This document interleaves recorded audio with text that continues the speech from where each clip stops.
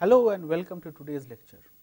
So, in the last few lectures we had discussed about the various kind of special random variables. So, these would include the binomial random variable, okay, the Poisson random variable, okay, discussed about the normal random variable, the uniform random variable, and the exponential random variable. Okay. So, for each of these, okay, there are some parameters associated with it. Okay. For example, for the binomial random variable, the parameter is the p, probability of success. For the Poisson random variable, you have lambda. For the normal distribution, you have mu comma sigma square. For the exponential RV, also you have lambda. Okay. So, in all of these cases, we had solved the problems assuming that we know these parameters. However, in the real world scenario, your job is to actually estimate these parameters. So, how do you do that?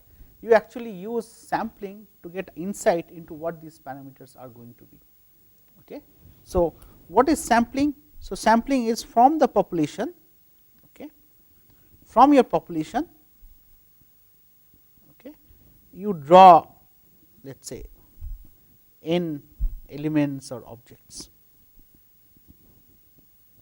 Okay. So, as one would imagine, depending on how you draw these n elements or objects, the results of your distribution will drastically vary. So, this is why there are enough theories as to how one should go about deriving a sample and what should be the sample size. Okay. But let us discuss a very simple case as to what is random sampling. Okay. Okay. So, in random sampling, okay, we derive these objects, okay, okay, such that all samples, okay, have equal chance of being selected. Okay. So, for example, let us say you have a population n of 4 individuals, okay, 4 individuals, okay, and let us say these, you can label these individuals as x1, x2, x3, x4. Okay.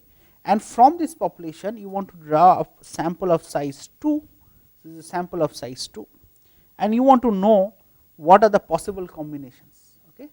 So, you can clearly see that 4C2 are the number of possible combinations, okay, which is factorial 4 by factorial 2 is equal to 6.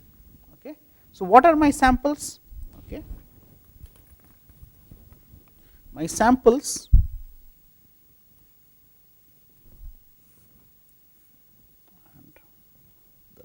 okay, I can put down the samples as 1, 2. So, I know that there are 6 samples.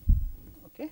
So, I can have, and this is my combination, okay, and I am taking 2, right. So, I can take x1 and x2, I can take x1 and x3, x1 and x4, x2 and x3, x2 and x4, x3 and x2, okay, x2 and x4, and x3 and x4. Okay. So, these are the different samples that you can draw. So, this would be called a random sampling if the probability of drawing sample 1 is equal to the probability of drawing sample 2, so on and so forth. Okay. But apart from random sampling, there are other types of sampling, for example, stratified sampling, okay, or cluster sampling. Okay. Cluster sampling. Okay. So, in each of these cases, so for example, in stratified sampling, if you know your population is composed of multiple subpopulations, you want to have a way such that all these individual subpopulations get represented in your sample. Okay. So, this is a special type of sampling. Okay. So, there are various other types of sampling. We will not go into details about the sampling, but we will start discussing about sampling distributions. Okay. Okay. So, when we draw a random sample, okay, so as we had drawn from the previous case, so in the this is the previous case, the different types of sample that we can draw. So, imagine these variables x denote the height of the individual. Okay. So, for each of the samples, I can somehow come up with metrics to quantify the population or the sample. Okay. So, I can think of average height. Okay. So, these metrics are called statistics. Okay. So, there you can come up with numerical measures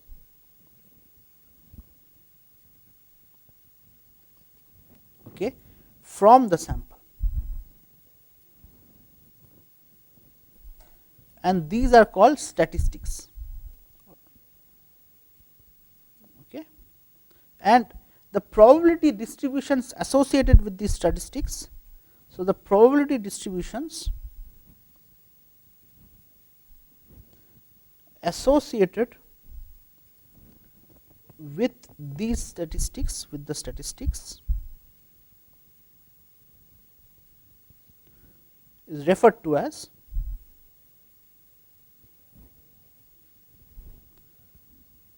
sampling distribution.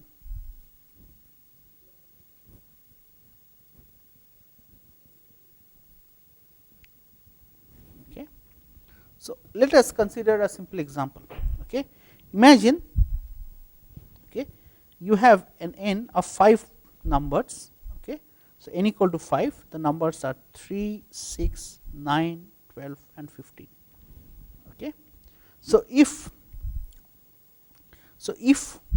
a random sample of n equal to 3 numbers are drawn, is selected without replacement.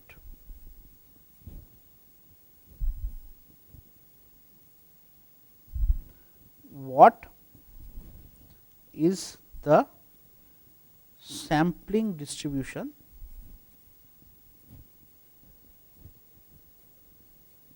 of the sample mean and the sample median? Okay. So, what is made clear is you have to select a random sample of 3 numbers without replacement. So, this would mean if I choose one number, let us say 3 for the first time, then I do not put this number back in apparently the box where these numbers are stored. So, the next time you can only draw one of the 4 numbers. Similarly, once you have drawn let us say 9, you cannot draw 9 again for the third time. So, you have to draw from one of the other numbers. So, this means that in your random sample, none of the same number will be repeated more than once. Okay. So, let us see how will we determine the sampling distribution of the mean and the median. Okay.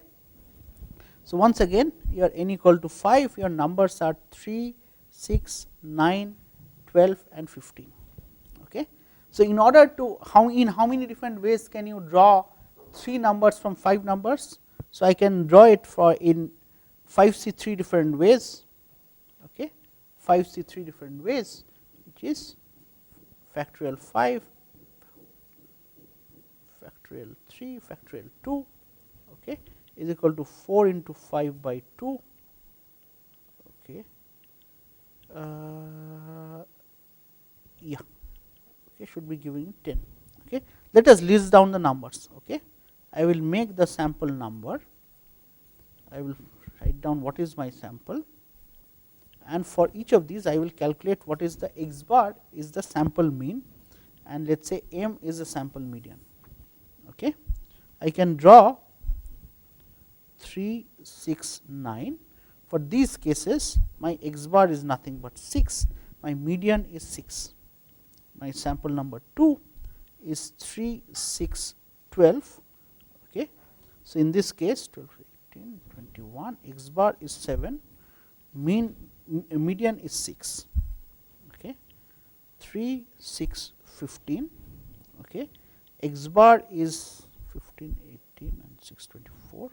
So, 8, median is 6. Okay. 4th, okay, 3, 6, 3, 6, 9. Okay. So, 3, 9, 12. So, 12 and 3, 21 and 24. This is 8, median of 9. Okay. I can do 3, 9, 15, 27. My x bar is 9, median is 9. Okay. 6, 9, 6, 9, 6, 12, 6, 15, 9, 12, 9, 15. Okay. So, then I can do 6, 9, 12. Okay. So, 20. So, mean is 9, median is 9, 6, 9, 15. Okay. So, that would mean 15 and 30. So, x bar is 10, median is 9, 8, okay, 9, 15. Okay. You have 6, 9, 12, 6, 9, 15, 6, 12, 15. Okay. So, in this case 21 and 12, 15 and 6, 21 and 12, 33, 11 and 12. Okay. 3, 6, 9, 3, 6, 12, 3, 6, 6, 9, 12, 15. Okay. 15 and 9, 24, 12. This is 12. What is the 10th number? So, I should have, okay, so I missed out the 3, 12, 15. Okay. I missed out the 3, 12, 15. Okay. In this case 18 and 30, this is 10, this is 12. Okay. So, you have 10 possibilities here, okay, and these are your all your possibilities. Okay. Have we missed out any other case? 3, 12, 15, 6, 9, 12, 6, 9, 15. Okay. Okay. So, from this list we can find out, let us say, what are the different x bar values and what are the m values. Okay. Okay. Well, we can do this x bar and frequency. Okay. So, the values of x bar we get are 6, 7, 8, 9, 10, 11, 12. Okay. The frequency of 6, okay, frequency of 6 is only 1, okay, frequency of 7 is only 1, frequency of 8 is 2, frequency of 9 is 2, frequency of 10 is 2, okay, frequency of 11 is 1, frequency of 12 is 1, okay, and total frequency here is 2 plus 2 6, 8, 10. Okay. So, I can convert this into probability. Okay. It is 0.1, 0.1, 0.2, 0.2, 0.2, 0.1, 0.1. Okay. So, if you plot this distribution, okay, x bar and probability, okay, you have 6, 7, 8, 9, 10, 11, 12. Okay. So, these two will be this.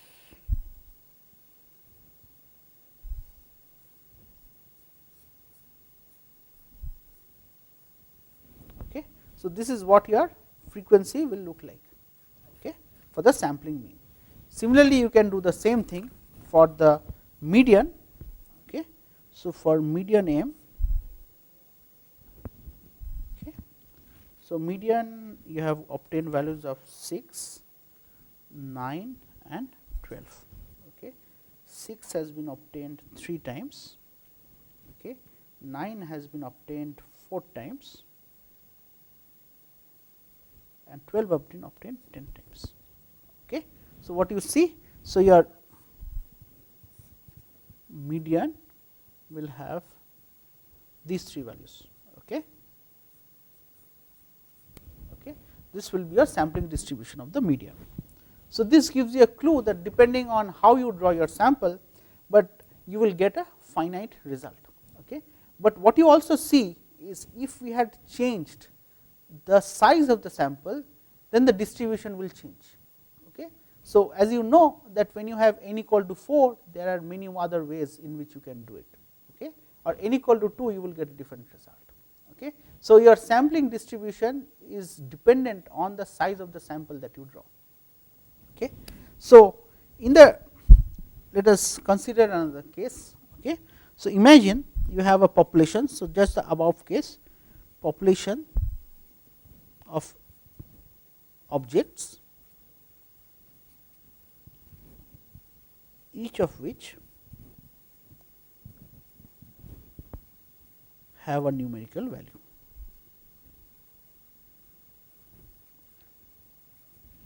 Okay. And okay, it has a numerical value. Okay. And let us say mean. So, for the population you have a mean equal to mu and a variance equal to sigma square. Okay. Now, let us say from this population you draw a sample of size small n.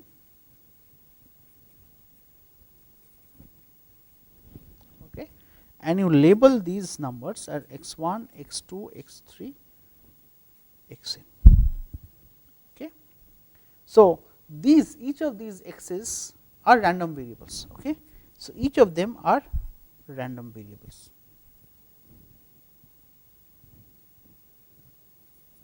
Okay.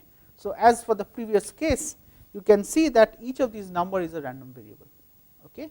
So, first number is x1, second is x2, third is x3. So, you can have each of them take different values. Okay. Hence, the random variable. So, this will also mean that the mean, if I define x bar is equal to summation xi by n, x bar will also be a random variable. Okay. Okay. Which will have a given probability distribution. Okay. So, this was the probability distribution for the sample mean that we calculated when we drew a sample of 3 from 5 numbers. Okay.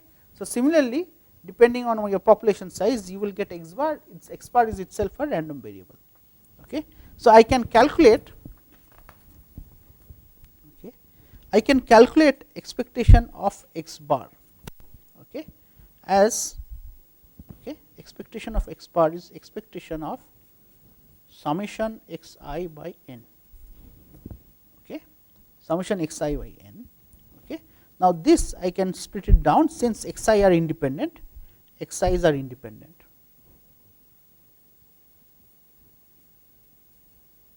Okay. So, I can write this. Okay. So, I can write this as 1 by n summation expectation of xi. Okay. And what is the value of xi? Is simply mu. Expectation of xi is mu. So, I have summation of mu n times by n, which will return you a value of mu. Okay. And what about variance of x bar? So, variance of x bar is variance of summation xi by n. Right. So, you remember the expression we derived, variance of a x plus b is a square variance of x, okay, and b does not come into the picture. Okay. So, this would mean that variance of x bar will be equal to 1. So, your prefactor is 1 by n. Okay. So, in this case a is 1 by n. Okay. So, variance of x bar will be 1 by n square variance. So, summation variance of xi, because xi's are independent. Okay. So, each variance is sigma square. So, I will have n sigma square by n square is equal to sigma square by n. Okay. So, what this tells you, okay, what this tells you So, your expectation of x bar is equal to mu, which is same as the population mean. Okay. And variance of x bar is equal to sigma square by n. In other words, okay, for a given distribution, okay, so let us say this is my mu value. Okay. For the sampling distribution, so as I increase my n, okay, with increase in sample size,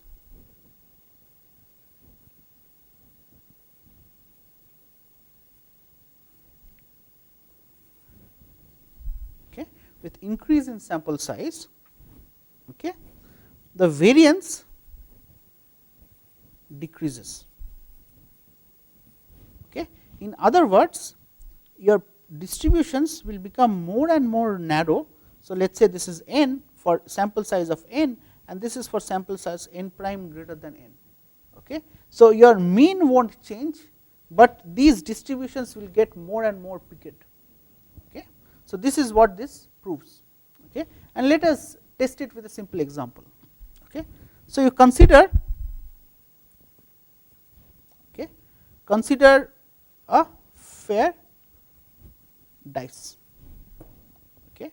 So, if you roll a single dice, okay, if you roll a single dice, you know your outcomes are 1, 2, 3, 4, 5 or 6.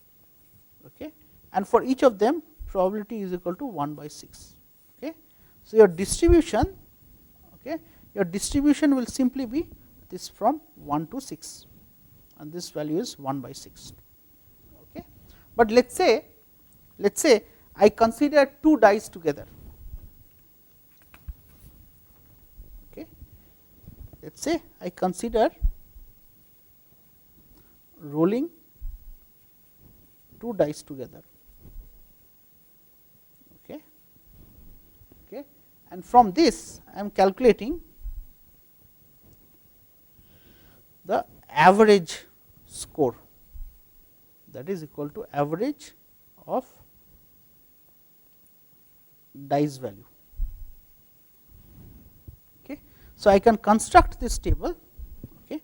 Let us say first die what you return and second.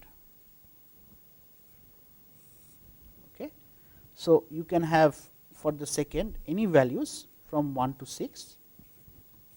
For the first dice also you can have any values from 1 to 6.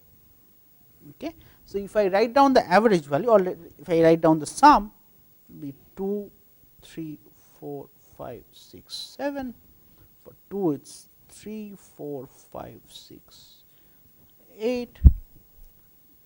Okay. 4, 5, 6, 7, 8, 9. Okay. 5, 6, 7, 8, 9, 10. 6, 7, 8, 9, 10, 11, and 7, 8, 9, 10, 11, 12. Okay. So, from this I can calculate what is the average. Okay. So, the sum, so I can make this plot. Okay. Let me make the plot of sum. I will get anywhere 2, 3, 4, 5, 6, 7, 8, 9, 10, 11, 12. This is the sum and this is my frequency.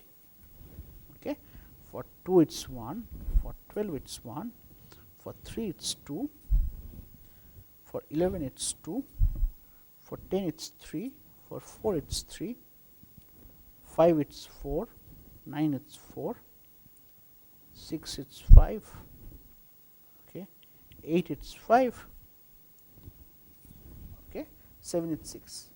In other words, if we plot this data on this curve, okay, so what you see, you will have a distribution which will look like this. Okay, it is symmetric. Okay, this will look like this. And what you see by increasing, so this is, so if I plot the average, this will, so sum is 7, this is 3.5, it has the maximum value. Okay. So, what you also note is the average of these numbers is 3.5. So, your sample, the sample average is also giving you 3.5, which is same as the population average. Okay. but you transitioned from a flat distribution like this, okay, to this just by doing this 2 times. Okay. So, with increase in number, this gets on getting more and more distributed. So, if you increase your sample size, you will see that slowly it will go on transitioning into more and more bigger distribution. Okay. So, this is the premise of the central limit theorem, one of the most important theorems in probability. Okay. So, what does central limit theorem say?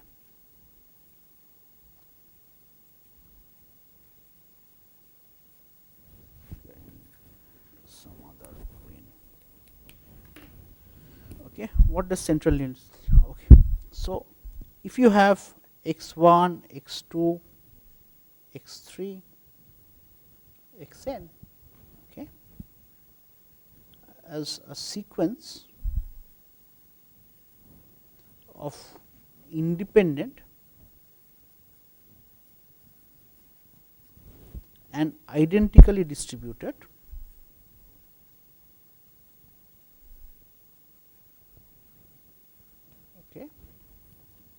distributed random variables, each having mean equal to mu and variance equal to sigma square, then for large n, okay, the distribution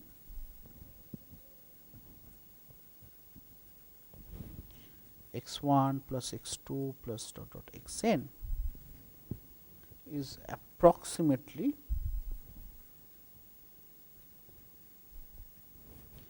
normal, okay, with mean of n times mu, okay, and variance sigma square n. Okay. So, this would mean if I have, so from if I have the random variable z as summation x I minus mu n by sigma root n, then z would become a standard normal variable. Okay.